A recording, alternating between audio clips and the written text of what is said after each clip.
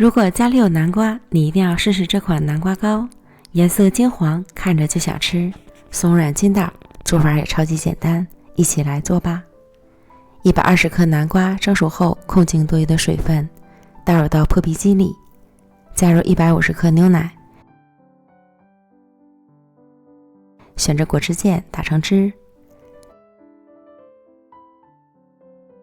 接着在碗中倒入40克白糖，150克热水，搅拌至汤融化，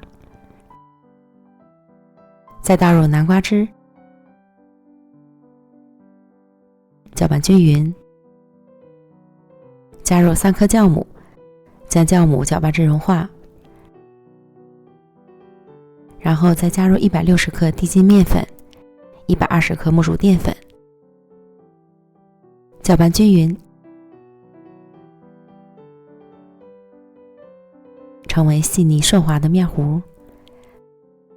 盖好保鲜膜，醒发至2倍大。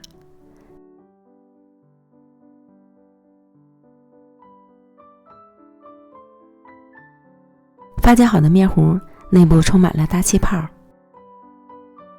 然后加入12克油，搅拌均匀，同时给面糊排气。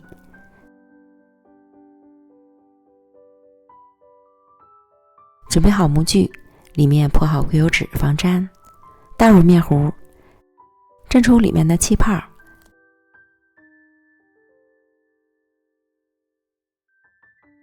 凉水上锅蒸，水烧开后蒸25分钟。时间到了，不用焖，直接取出来即可。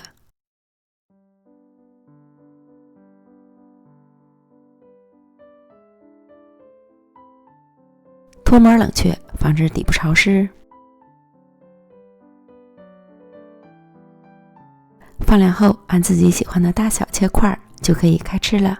金黄金黄的颜色，看着就有食欲，松松软软 ，Q 弹弹，微甜的口感，充满着浓郁的南瓜和牛奶混合的香气，好吃极了。推荐朋友们一定要试试哦。